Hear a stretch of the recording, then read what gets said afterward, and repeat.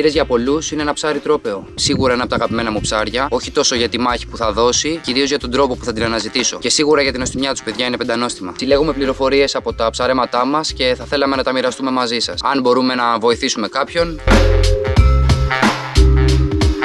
Κοιτάμε τον τόπο και παίρνουμε κάποια σημάδια, κυρίως βραχώδεις. Μπορεί να έχει φυκιάδες μέσα, να παίρνουμε κάποια δείγματα και ανάμεικτους βυθούς εννοείται. Πολλές πληροφορίες μπορούμε να πάρουμε από ψαροντουφεκάδες, από φίλους με βάρκες, με βυθόμετρα που έχουν. Κοιτάμε τα ριχά κομμάτια, παρατηρούμε αν κάνει κάποια σκαλοπάτια, κάποιες ξέρες, μπορεί να βοηθάνε πάρα πολύ. Ζουν εκεί πέρα και κάνουν ενέδρες πολλές φορές αυτά τα ψάρια. Απαιτεί πολύ χρόνο γενικά, δεν μπορούμε να πάμε μια φορά για να δούμε αν έχει στήρες. Δεν μπορούμε να βγάλουμε πρόβλεψη από μία ημέρα. Πρέπει να πάμε αρκετές φορές, πολλές διαφορετικές εποχές, διαφορετικές ώρες.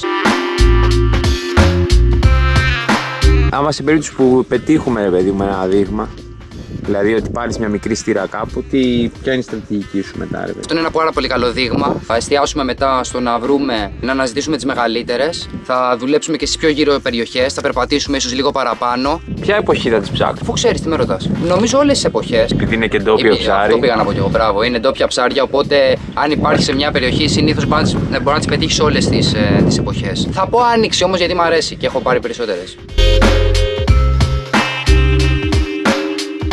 Μια ιδανική μέρα. 3 μποφόρ κόντρα με λίγο τζέρτζελο. Και ήλιο και συννεφιά, έτσι να κρύβει ο ήλιος με συννεφιά, δεν είναι ωραίο? Αυτά είναι τα ιδανικά, Αλέκο μου. Αλέκο μου, αυτά είναι τα ιδανικά. Γενικά δεν βοηθούν σε όλα τα βυθόψαρα τα ρεύματα.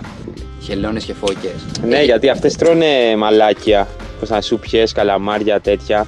Οπότε και είναι και τροφή για τις στήρες. Που έχουμε δει χελώνες και φώκες, πάντα παίρνουμε ψάρια. Δεν ξέρω τι λένε οι υπόλοιποι. Εμείς μια χαρά τα πάμε. Σιλικόνε. Ναι. Σιλικόνες, χελάκια, σουπιές, καλαμαροειδή. Είναι μια πάρα πολύ καλή επιλογή. Αυτό θα μας τα πεις εσύ, Χρήστο. Και αυτό είναι το θέμα στο βίντεό μας, παιδιά. Όταν στοχεύω στήρες, φύγε από εκεί. Όταν στοχεύω στήρες, με εντυπωσιάζει τρομερά η διαδικασία της αναζήτησης και όχι τόσο η μάχη που θα δώσει αυτό το ψάρι. Θέλω να μας πεις το ψάρεμά σου για αυτό το είδος. Να διευκρινίσω ότι είναι πάντα η δική μου προσωπική εμπειρία σε όλα αυτά, μην παρεξηγηθούμε. Ναι, ναι. Λοιπόν, μου αρέσει πάρα πολύ να χαρτογραφώ όλο το βυθό. Σαν να έχω ένα βυθόμετρο στο μυαλό μου, σκεφτείτε. Όλες τις βολές που κάνω, και τις μεγάλες βολές και τις κοντινές, θέλω να ξέρω ακριβώς πόσα μέτρα πατώνω. Τους ώστε να ξέρω πού θα βυθίσω ακριβώς το τεχνητό μου ή τουλάχιστον να είμαι όσο το δυνατόν γίνεται πιο κοντά στο βυθό. Αποφεύγοντας τα σκαλώματα εννοείται. Θα δώσω ένα ωραίο story. Για το μονόπετρο δεν θες να πει? Ναι, ναι. Καθόμασταν μια φορά με τον Αλέξη και ψαρεύαμε σε 2 μύτες και έρχεται ένας ψαροντουφεκάς μπροστά μας. Μας ρωτάει πολύ ευγενικά το παιδί αν μπορεί να κάνει μια βουτιά μπροστά μας. Έχει ένα μονόπετρο, λέει, εδώ μπροστά, να κάνω μια βουτιά. Εκεί πέρα έχουμε πάρει 3 στήρες μεγάλες. Και κάνει βουτιά ακριβώς εκείνο το σημείο που έχουμε πάρει τις στήρες. Ούτε λίγο πιο δίπλα, ούτε από εδώ, ούτε από εκεί. Ακριβώς εκεί πέρα. Μπροστά μας. Κοιταζόμαστε εμείς με τον Αλέξη εκείνη τη στιγμή. Μας λέει ότι έχει το μονόπετρο εκεί πέρα, όπως σας είπα και πριν. Ακριβώς εκεί κάνει ένα σκαλοπάτι, 20 μέτρα απόσταση από την ακτή. Από τα 15-20 μέτρα βυθό που είχε εκεί μπροστά, κάνει ένα απότομο σκαλοπάτι στα 25 μέτρα. Με 30 κιόλας. Καταλάβαμε ότι είναι ένα πάρα πολύ μεγάλο δείγμα ότι εκεί κυνηγάνε. Μιας και δεν έχουμε μάτια εμείς, και αυτός είχε, εξακριβώσαμε ότι. Τις παρατηρήσεις μας. Με τι ψαρεύουμε, τι πετάμε, μονοδόλι? Θα πετάξουμε κυρίως σουπιές. Όχι, πλάκα. Εμένα προσωπικά μου αρέσει να πιάνω στήρες με πλανάκια.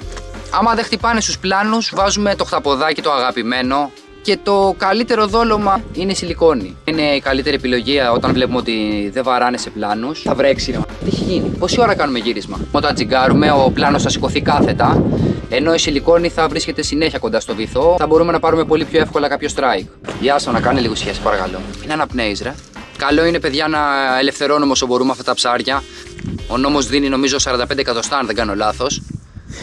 45 εκατοστά που όλες τις μικρές να τις ελευθερώνουμε. Άμα πάρουμε πολλές μεγάλες στήρες από ένα μέρος, μετά έχει αποχή η φάση. Δηλαδή οι μικρές δεν θα χτυπήσουν τόσο εύκολα. Αυτό σημαίνει ότι και στον τόπο αλέγομαι.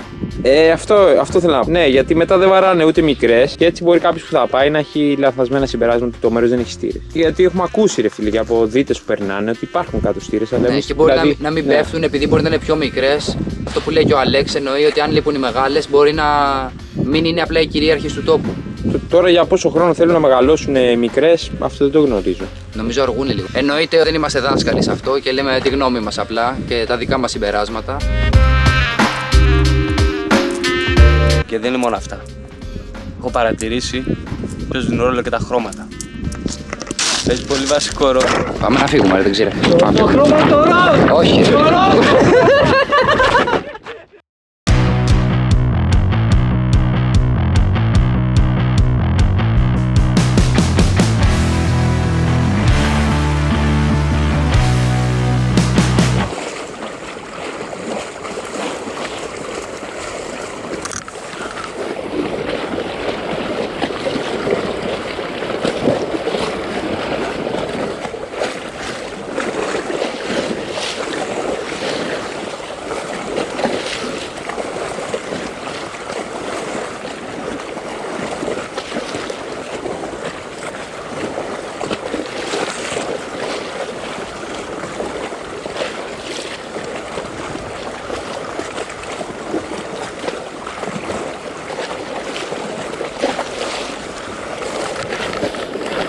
Ω, έλα.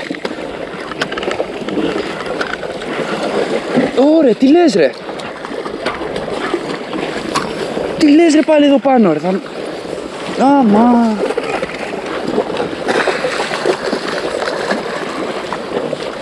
Πω.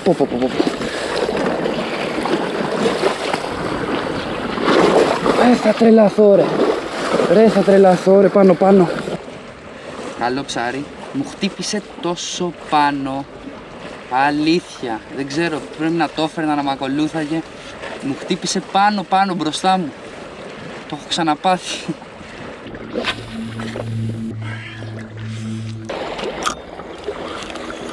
Στο πέσιμο. Τι λες ρε. Δεν ξέρω τι είναι αυτό ρε. Απόδει.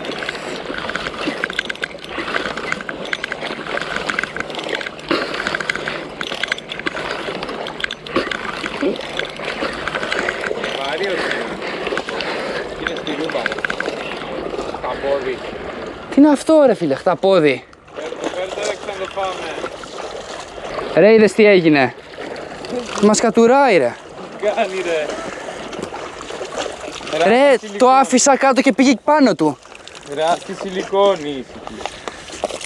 Κοίτα τι κάνει. Τι κασκαρίκες είναι αυτές. Τι ωραία μάτια έχει.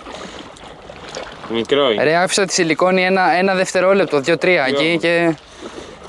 Πιάστε λίγο να δεις. Ωραίο. Οπ, μεγάλο ψάρι. Μεγάλος φράχος αλικό. Τι.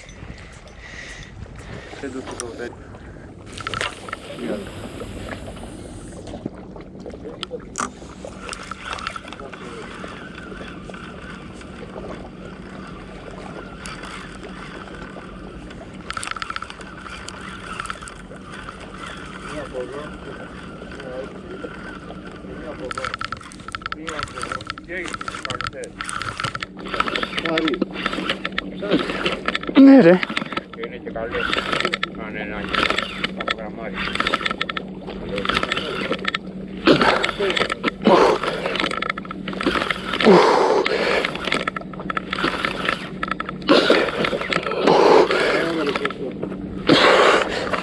Να. Κανόνισε άλλες θέμα. Θα δείξει, όχι δεν είναι τόσο τέτοιο, εντάξει χαλάρωσε. Κανόνισε άλλες θέμα. Έλα ρε, παλαμίδα. Παλαμίδα είναι αυτό. Αυτή η στήρα δεν θα αντέχει, είχε βγάλει φούσκα, οπότε δεν μπορέσαμε να την ελευθερώσουμε και την κρατήσαμε. Ωραίο, ή καλή. Μπράβο ρε Χριστάρα. Καλό είναι. Και σε καλύτερα να σου εύχομαι. Εύχομαι και μια 5 κιλά.